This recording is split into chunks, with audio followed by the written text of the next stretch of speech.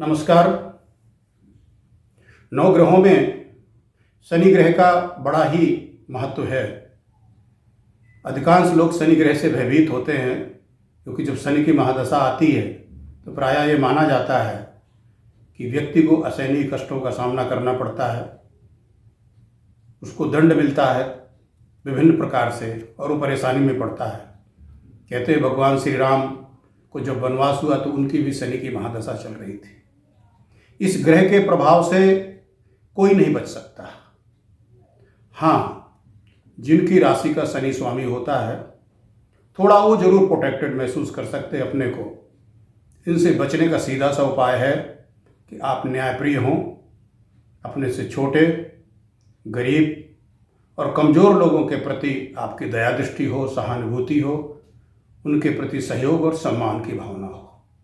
ऐसी स्थिति यदि है तो शनिदेव परम प्रसन्न होते हैं और उनकी महादशा होने पर भी कभी आपको नुकसान नहीं पहुंचाएंगे।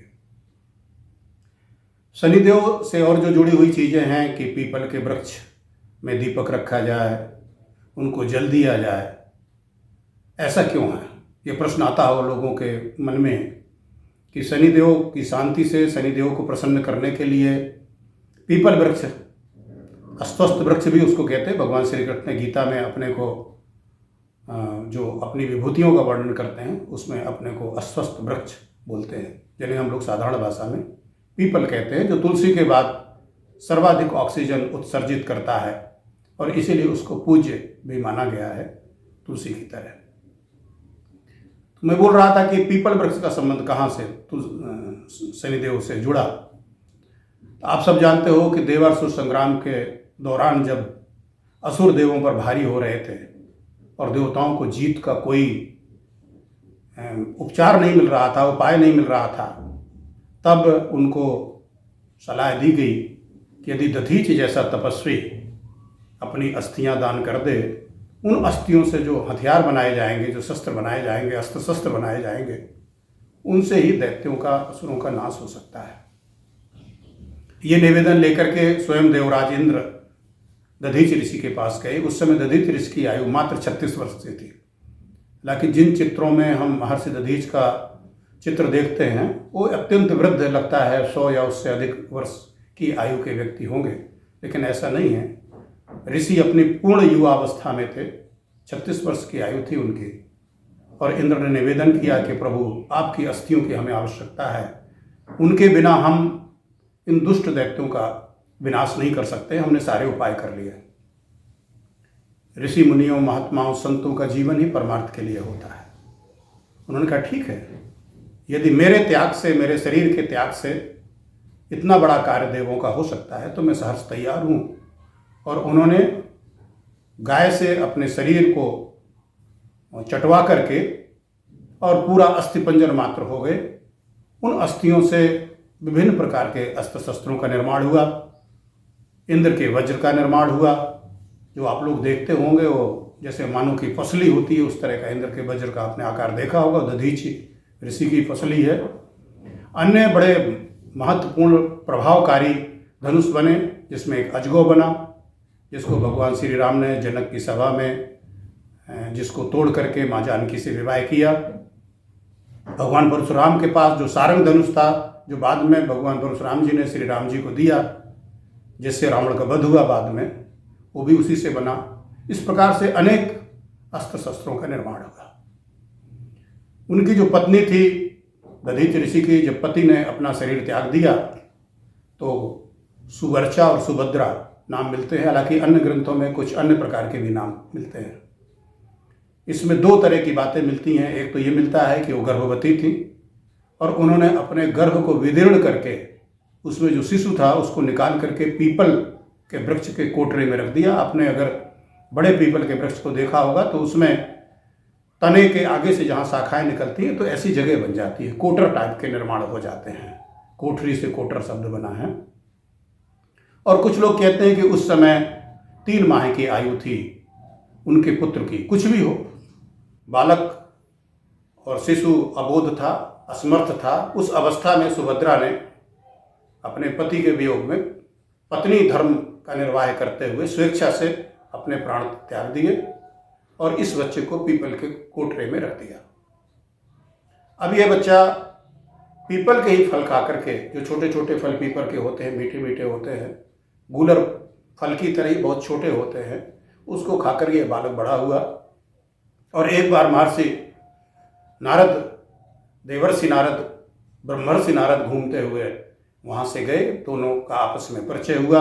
और बालक ने जब अपनी दुर्दशा का कारण देवर्षि से पूछा तो देवर्षि ने बताया कि बेटा, तुम्हारे पिता ने बहुत बड़ा त्याग किया है। आज इंद्र देवराज बन करके जहाँ पर बैठा हुआ राजभोग कर रहा है, तुम्हारे पिता की वजह से। सारे देवता जो आज प्रसन्नतापूर्वक विचरण कर रहे हैं और स्वर्ग में विभिन्न प्रकार के भोगों में लिप्त हैं, वो तुम्हारे पिता की वजह से हुआ। और तुम्हारी माता श्री ने अपने पति धर्म को निभाते हुए स्वेच्छा से अपने प्राण त्याग दिए और तुम यहाँ पर रखे गए। तो उस बालक ने देवर्षि नारद से पूछा कि ऋषिवर, आप ये बताइए कि ऐसा हुआ क्यों, इस तरह की मति और गति क्यों हुई कि मेरे पिता को शरीर त्यागना पड़ा, फिर मेरी माँ को उनका अनुसरण करते हुए देह त्यागनी पड़ी, और मुझ अबोध बालक को इतना ज़्यादा कष्ट सहना पड़ा। मुझे न माता का प्यार मिला, न पिता का प्यार मिला, इवन दर्शन तक नहीं हुए। नारद ने बताया कि बेटा, ये ग्रहों की स्थिति होती है और ग्रहों की चाल से कोई बच नहीं सकता है। और उस समय आपके ऊपर शनि की दशा चल रही थी, पूरे परिवार के ऊपर कहीं ना कहीं से, और तुम्हारे ऊपर विशेष करके, जिस वजह से ये सारी घटनाएं घटित हुई। बालक को बड़ा क्रोध आया कि ये कौन सा ग्रह है और कैसा ग्रह है जो अबोध बालक को इतनी अधिक पीड़ा दे सकता है, उसके माता पिता की छाया से दूर कर सकता है। उन्होंने तपस्या की, ब्रह्मा जी प्रकट हुए। ब्रह्मा जी कहा, बेटा वरदान मांगो, क्या चाहिए। उन्होंने कहा कि मैं जिसको भी अपनी क्रोध भरी दृष्टि से देख दूं वो भस्म हो जाए, जल करके भस्म हो जाए। ब्रह्मा जी ने एवमस्तु कहा और बालक ने तब शनि को नीचे गिरा करके और उस पर अपनी कोप भरी दृष्टि डालना प्रारंभ कर दिया। शनि धू धू करके जलने लगे, हाहाकार मच गया। एक ग्रह के नहीं रहने से सब कुछ अव्यवस्थित और डिसबैलेंस हो जाएगा। देवतागण फिर इकट्ठे हुए, प्रार्थना की। जब नहीं माने तो ब्रह्मा जी को बुलाया गया। तो ब्रह्मा जी ने वरदान दिया तो उन्होंने रोका कि बेटा रुको, ये बहुत ज़्यादा अनुचित हो जाएगा, आखिर तुम्हारे क्रोध का कारण क्या है। उस बालक ने बताया कि जगत पिता ब्रह्मदेव, इसने मुझे पीड़ित किया, चूंकि इसकी दशा मेरे ऊपर चल रही थी, तो मैं ऐसे ग्रह को नहीं रहने दूंगा जो अबोध बालकों को भी इतना ज़्यादा भीषण कष्ट दे। उन्होंने कहा कोई रास्ता बीच का निकालते हैं, आप बताओ आपकी क्या शर्त हो सकती है। तो उस बालक ने कहा कि एक तो यह है कि 12 वर्ष तक ये किसी भी बालक को प्रभावित नहीं करेगा। कहीं कहीं पर ग्रंथों में 16 वर्ष की आयु का भी उल्लेख मिलता है, यानी 12 से 16 वर्ष तक की आयु तक शनि की यदि दशा आएगी भी तो वो प्रभावित नहीं करेगी व्यक्ति को। दूसरा, उन्होंने कहा कि चूंकि पीपल के वृक्ष ने मेरा पालन पोषण किया है, वो मेरे पिता हैं, एक तरह से पालक पिता हैं। ऐसी स्थिति में जनक जरूर मेरे दधीची थे, लेकिन पिता तो वास्तव में पीपल वृक्ष ही हुआ मेरा। तो उसमें जो जल चढ़ाएगा और विशेषकर शनिवार के दिन जो दीपक रखेगा, उस पर भी शनि का कोई प्रभाव नहीं करेगा। मरता क्या ना करता, शनि सारी शर्त स्वीकार करते गए। अब उससे एक बात ये हुई कि शनि के शरीर जल जाने से, हाथ पैर आदि जल जाने से, वो सिर्फ एक शिलाकार के रूप में हो गए। तो जो शनि की पूजा है, जो शनिवार के दिन या अन्य दिनों में लोग कड़ुआ तेल वगैरह चढ़ाते हैं, वास्तव में उनकी मूर्ति नहीं बननी चाहिए। लोग मूर्ति बनाने लगे हैं, क्योंकि आजकल फैशन और देखने का ज़माना है, तो दिखावटी काम ज़्यादा होने लगे हैं। पर अगर शास्त्र की बात को माने, प्रसंगों को माने, तो मूर्ति का निर्माण नहीं होगा और शनिदेव की शिला के रूप में ही पूजन होना चाहिए। दूसरा ये हुआ कि तभी इनका नाम शनि भी पड़ा, क्योंकि जब पैर नहीं रह गए तो इनका संचरण, इनका चलना, इनकी गति धीमी हो गई। शनि माने होता है धीरे और चरति माने होता है चलना, यानी शनि शनि चरति इति शनिचरा, जो धीरे धीरे चलता है वो शनिचर है। तो 7.5 वर्ष का काल है, ये एक राशि में 7.5 वर्ष तक विचरण करता है और जिस राशि में होता है उस राशि से एक पीछे और एक आगे तक प्रभाव डालता है, यानी प्रथम, मध्यम और अंतिम चरण पर वो जाता है। इस तरह से शनिदेव का हुआ और ये जो बालक था जो पीपल के फल खा करके बड़ा हुआ, उसका नाम पड़ा पिप्पलाद ऋषि। पिप्पलाद यानी पीपल और आद माने होता है भोजन, खादती, इससे इस ऋषि का नाम पड़ा पिप्पलाद ऋषि। इन्होंने आगे परीक्षा और ज्ञान और ध्यान करके एक प्रश्नोपनिषद इन्होंने लिखा, जिस प्रश्नोपनिषद में 6 ऋषियों ने जीवन, आत्मा, संसार के बारे में, सृष्टि के बारे में प्रश्न किए और उसका इन्होंने उत्तर दिया। वो ऋषि थे सुकेशा भारद्वाज, शैब्य सत्यकाम, सौर्यमणि गार्ग, कौश, आशुलैन, भार्गव वैदर्भी तथा कबंदिन। इन 6 ऋषियों ने 6 प्रश्न किए पिप्पलाद ऋषि से और उन्होंने बड़ा सुंदर ही और बड़ा दार्शनिक उत्तर दिया। जैसे कि कबंदिन ऋषि जो ने प्रथम प्रश्न किया कि किस मूल तत्व से सृष्टि पैदा होती है।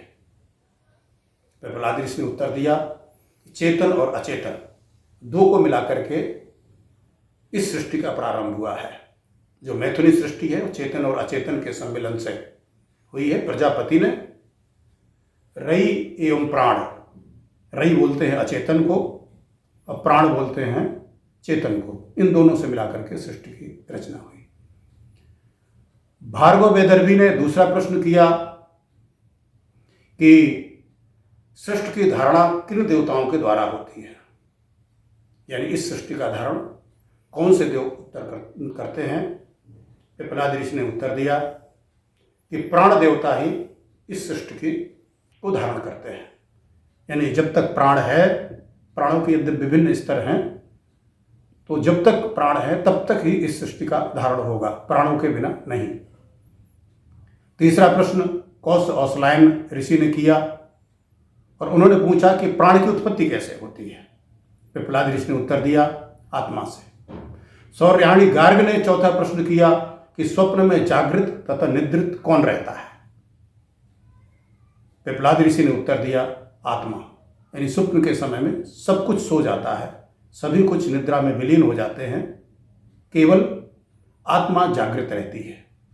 शैब्य सत्यकाम ने पांचवा प्रश्न किया कि प्रणव का ध्यान करने से मानव की इच्छा कहाँ तक सफल होती है। बहुत महत्वपूर्ण प्रश्न था ये। प्रणव, ओंकार को ही प्रणव कहते हैं। महर्षि पतंजलि ने योग सूत्र में लिखा है तस्य वाचक प्रणव। उस ब्रह्म का यदि कोई वाचक है, सीधे अगर उस ब्रह्म को कोई नाम संकेत करता है, वो प्रणव है और ओंकार को ही प्रणव कहते हैं हम लोग। उन्होंने प्रश्न किया कि इस प्रणव का ध्यान करने से मानव की इच्छा कहाँ तक पूरी होती है।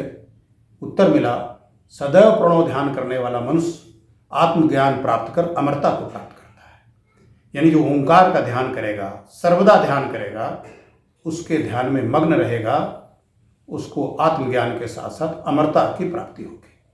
अंतिम ऋषि सुकेशा भारद्वाज ने छठा प्रश्न किया कि पोषस यानी कल पुरुष परमात्मा का रूप क्या है।